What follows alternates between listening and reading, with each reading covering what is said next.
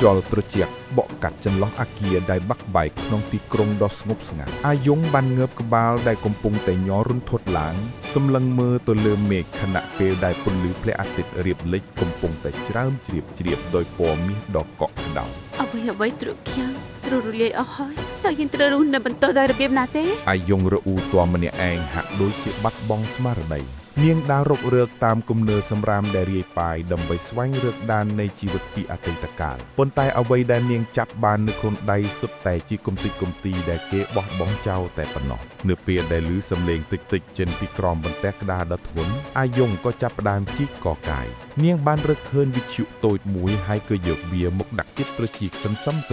ស្រាប់តែមានឮសំឡេងអ្នករាយការណ៍ព័ត៌មានប្រកាសព័ត៌មានបន្ទាន់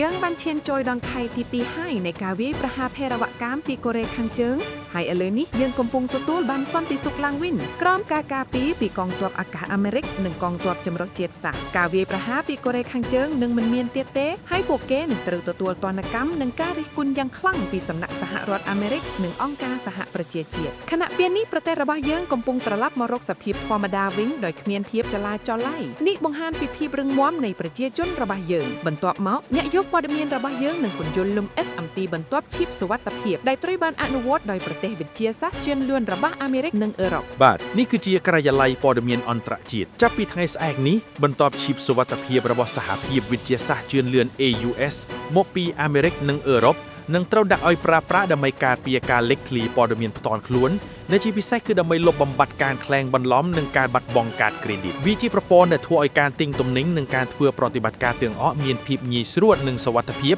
ដោយមិនបាច់ប្រើសាច់ប្រាក់និងកាតឡើយបន្ទាប់ឈីពហុមុខងារនេះគឺជាលទ្ធផលនៃការស្រាវជ្រាវនិងការពិសោធន៍ជាច្រើននិងចាប់ផ្ដើមទទួលពាក្យសំណុំនៅតាមស្ថាប័នរដ្ឋនានាចាប់ពីថ្ងៃស្អែកនេះដោយការបញ្ចប់បន្ទាប់ឈីបប្រាយពេលមិនដល់10វិនាទីផងបន្ទាប់ឈីបសុវត្ថិភាពនេះនឹងត្រូវអនុវត្តនៅក្នុងប្រទេសយើងដែលជាសមុទ្រមិត្តរបស់អាមេរិកនិងប្រទេសដទៃទៀតផងខាង AUS បានបញ្ជាក់ថានេះគឺជាវិធានការចាំបាច់បំផុតដើម្បីការពារយន្តពីភេរវកម្មនិងសង្គ្រាមទាក់ទងនឹងការដាក់បញ្ចុះបន្ទាប់ឈីបសុវត្ថិភាពដែលនឹងចាប់ផ្ដើមពីថ្ងៃស្អែកនេះអង្គការសង្គមស៊ីវិលនិងស្ថាប័នសាសនាមួយចំនួនបានធ្វើបាតុករប្រឆាំងយ៉ាងខ្លាំងដោយចាត់ទុកថាវាជាការរំលោភសិទ្ធិមនុស្សនិងមានបញ្ហាសាសនាដែលបណ្ដាលឲ្យមនុស្សរងរបួសធ្ងន់ធ្ងរអាយងក៏បិទវិទ្យុនោះចោល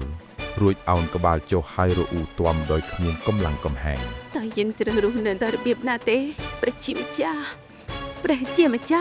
សេចក្តីអង្វើរបស់អាយងបានคล้ายជាសម្រែកដ៏ឈឺចាប់ហើយសម្រែកនោះក៏ត្រឡប់មកវិញត្រឹមតែជាសម្លេងអេកូដ៏ទទេស្អាតនៅក្នុងផ្លូវដ៏ឯកោអាយងចាប់ផ្ដើមបាត់បង់ស្មារតីបន្តិចម្ដង